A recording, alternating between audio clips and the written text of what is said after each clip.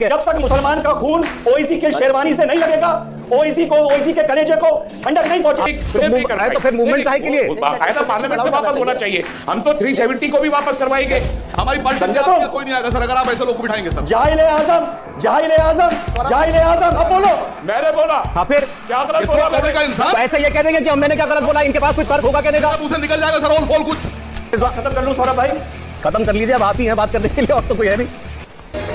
हे भारत के राम जगों में तुम्हें जगाने आया हूँ, धर्मों का धर्म एक बलिदान बताने आया हूँ। जय जय श्री राम। नमस्कार दोस्तों, कैसे हैं आप सब लोग? स्वागत है आपका एक और नए एपिसोड में।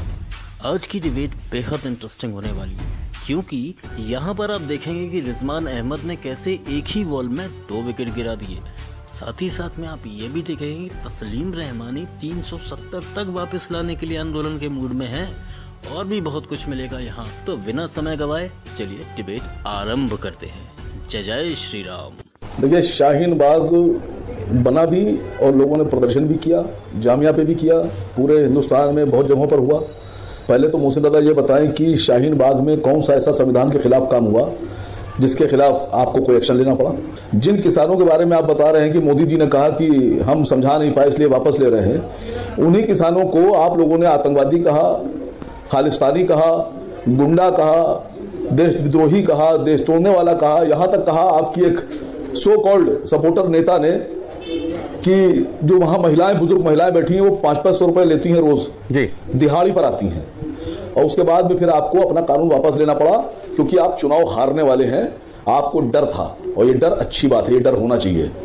या आपने ऐसे ही कानून वापस नहीं लिया है मोहब्बत में किसानों की, ये खौफ है आपके ऊपर, ये डर है किसानों का, और ये डर अच्छा है, होना चाहिए। सर, सीए एनआरसी खाली मुसलमानों के खिलाफ नहीं है। सीए एनआरसी देश के आदिवासियों के खिलाफ भी है, देश के दलितों के खिलाफ भी है, देश के दबे कुचले और पीड़ित लोगों और जो छोटा तबका उसके खिलाफ भी है। ठीक है, ये जितने भी बयान आ रहे हैं, ओवैसी साहब के भी आ रहे हैं, कुछ मौलाना इकराम के भी आ रहे हैं, 2-3 बातें इसमें बस जल्दी बोलूंगा। पहले तो इसको मेंढकी का जुकाम माना जा सकता है।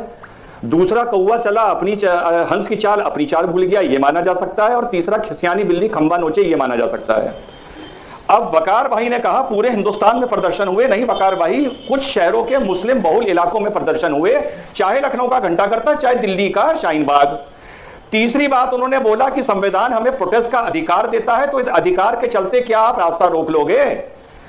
चौथी बात आपने बोला कि एनआरसी आदिवासी और दलितों के खिलाफ है। अरे कितने आदिवासी और कितने दलित ओवैसी साहब के पास या आपके पास आए कि हमारी आवाज बनो, हमारा मंच बनो, हमारे लिए बोलो, हम तुम्हारे पीछे हैं? कितने आए भाई? शाहीन बाग पे कितने आदिवासी आए, कितने दलित आए? क्या वकार भाई, अपना उल्लू सीधा करने के लिए आदिवासी और दलितों को कब तक खींचोगे भाई? वो आपके पास, उनके पास अपने लीडर हैं, उनके लीडर ना बनिए आप मुसलमानों के लीडर हैं। मुसलमानों को गुमराह करना, उनकी शहादत देना, उनको सड़क जाम करवाना, फिर कपिल मिश्रा को निकलवाना, फिर पत्थर चलवाना, फिर रॉयट करवाना, फिर 70 मुसलमान मरवाना, फिर मातम करना, ये आप लोग का काम है। दलितों के और आदिवासियों के ठेकेदार ना बनिए। तुलना तो जो आवाजें आ रही हैं उसमें हो रही हैं, वो कह रहे हैं भाई ये कानून किसानों ने वापस करवा दिया ना। अरे वो जाहिलों की आवाजें हैं, वो जाहिलों की आवाजें हैं। उनका काम है मुसलमान को रॉयट में फंसवाना, दंगा करवाना, खून निकलवाना। ठीक है, जब तक मुसलमान का खून ओवैसी के शेरवानी से नहीं लगेगा, ओवैसी के कलेजे को ठंडक नहीं पहुंचेगी। इतनी बेइज्जती तो ओवैसी ने खुद नहीं सोची होगी। इसके बाद तस्लीम रहमानी से पूछा गया कि सीएए का आंदोलन जरूरी है या नहीं, तो उन्होंने कहा कि अभी नहीं, क्योंकि अभी एक तो बीजेपी को फायदा होगा और दूसरा हमें ओबीसी के हाथ में ये आंदोलन देना नहीं है। मतलब जोश जोश में ये कह गए कि एक राजनीतिक आंदोलन है, इसका बाकी मुसलमानों से कोई लेना देना नहीं है, ये तो बस बीजेपी को बदनाम करने के लिए रखा गया आंदोलन है। क्या करें, रोजी रोटी का सवाल है। अभी हम उत्तर प्रदेश में इलेक्शन जीतने के लिए सीएए और एनआरसी का मुद्दा इनके हाथ में नहीं देंगे। मुद्दा बाकी रहेगा, अपने मुनासिब वक्त में चलेगा। नहीं तो वो तो मुद्दा उठ गया रहमानी साहब, ओवैसी साहब जगह जगह जाकर उठा रहे हैं। सुनिए, मुद्दा तो उठ चुका, मैं कह रहा हूं आपसे। मैं बोल रहा हूं मैं उसी पे आ रहा हूं। तो वो टेलीविजन पे जवाब दे दे कि जब ये चल रहा था पूरे मुल्क में तब हैदराबाद में क्यों नहीं चला था। अवैसी साहब ने हैदराबाद में नहीं चलने दिया इसको, दारुल सलाम में बुला के एक जलसा करवा दिया था बस, मुझे अच्छे तरीके से याद है। अब उत्तर प्रदेश में बीजेपी को फायदा होगा अगर इस वक्त वो मूवमेंट उठता है। मूवमेंट उठेगा अपने मुनासिब वक्त में उठेगा। वही कह रहा है इस वक्त जो बात करेगा सीएए की वो सीधा बीजेपी को फायदा पहुंचाएगा, और ये आरोप तो आपकी पार्टी पर पहले ही लगता रहा है कि आप बीजेपी की मदद करते हैं। लगने दीजिए साहब, खूब लगाइए। योगी जी कह रहे हैं हम सपा के एजेंट हैं और ये लोग कहते हैं बीजेपी एजेंट है, तो मैं तो कह रहा हूं ये तस्लीम साहब को बिठा लीजिए, सपा वालों को बिठाइए, बहुजन वालों को बिठाइए। अखिलेश जी हैं, मायावती हैं, प्रियंका राहुल जी हैं, तस्लीम रहमानी हैं, योगी हैं, मोहसिन रजा, ये सब पहले आपस में बैठ के तय कर लें कि हम हैं किसके बेटी। तस्लीम रहमानी साहब चाहते तो हैं मुसलमान, मैं थोड़ा सा सौरभ मुझे की लड़ाई लड़ी जाएगा, लेकिन ये अपनी जो 2-4 आदमी की टीम है ये किनारे लिए खड़े मैदान से बाहर। इसके बाद तस्लीम रहमानी ने मंत्री जी को चमचा कहा, 370 वापस करने की बात की और रिजवान अहमद ने कह दिया ओवैसी को जाहिल आजम, और यहाँ से बड़ा गंदा वाला बवाल कटा है और रिजवान साहब ने पहली ही बॉल पे 3 विकेट गिरा दिए। देखो 2 साल हो गए फ्रेम नहीं कर पाए, तो फिर मूवमेंट काहे के लिए? बाकायदा पार्लियामेंट से वापस होना चाहिए। हम तो 370 को भी वापस करवाएंगे। अच्छा, अभी पहले सीए के लिए आंदोलन होगा, फिर 370 के लिए आंदोलन होगा। ठीक है डॉक्टर रिजवान अहमद। ठीक सौरभ भाई, अगर फिलहाल सीए और एनआरसी की बात करें तो उत्तर प्रदेश में इन्होंने ऐलान कर दिया है, जैसा अभी किसी ने बोलना नहीं चाहिए था मंत्री जी के लिए कि चमचागिरी करके ये एमएलसी बन गए। खैर अपनी अपनी जुबान है। तो इसी तरह ओवैसी साहब को भी मैं जाहिल आजम बोलता हूं। जाहिल आजम, वो जाहिलों के सरदार हैं, सरगना हैं। ओवैसी साहब को भी मैं जाहिल आजम बोलता हूं। जाहिल आजम, वो जाहिलों के सरदार हैं, सरगना हैं। असीम वकार ने पूछा था कि हम पता कर लो किसके एजेंट हैं, उसका जवाब भी दे दिया। देखो ठीक, और ना वो बीजेपी के एजेंट हैं, ना वो सपा के एजेंट हैं, ना वो मुसलमानों के एजेंट हैं, वो जाहिलों के शैतानों के एजेंट हैं। वो जाहिलों के शैतानों के एजेंट हैं। अब उत्तर प्रदेश में अगर सीए एनआरसी की लड़ाई लड़ी जाती है और मुसलमान पर लाठी चलती है, रास्ते रुकते हैं। Thank you so much. अरे यार आपकी आवाज नहीं आ रही थी, सुनिए, आपकी आवाज नहीं आ रही थी, अभी तो मैंने बढ़वाई आपकी आवाज।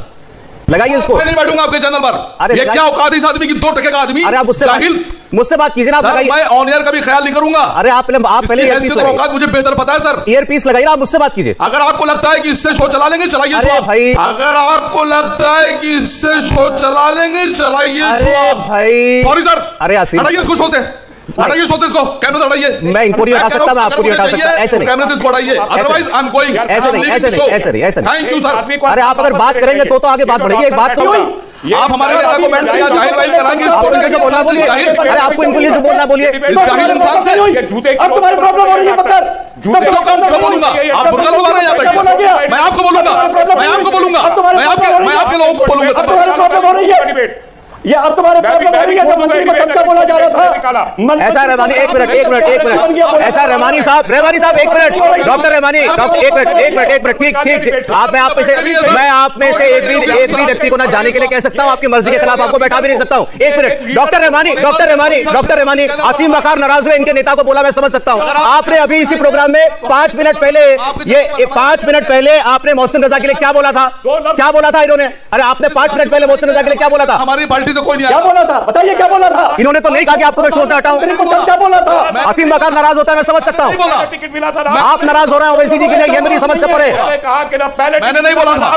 नहीं, मैं आपको नहीं बोल रहा हूं आसिम वकार, मैं आपको नहीं बोल रहा हूं। मैंने नहीं बोला। मैं आसिम वकार आपको नहीं कह रहा हूं, मैं रहमानी जी को कह रहा हूं। मैंने बोला। हाँ फिर क्या गलत बोला? का इंसान ऐसे ये कह देंगे कि मैंने क्या गलत बोला? इनके पास कोई तर्क होगा कहने का? उसे निकल जाएगा सर, ऑल फॉल कुछ नहीं सामने होता है इसको। नहीं यार, ये सब बात मत करिए, ये सब बात मत कीजिए।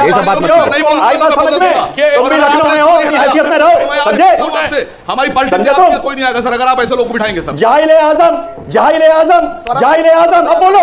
जाहिल आजम, जाहिल आजम, जाहिल आजम, अब बोलो, अब बोलो। चुप, बदतमीज इंसान, जाहिल, चुप, बदतमीज। सौरभ मैं छोड़ देता हूं।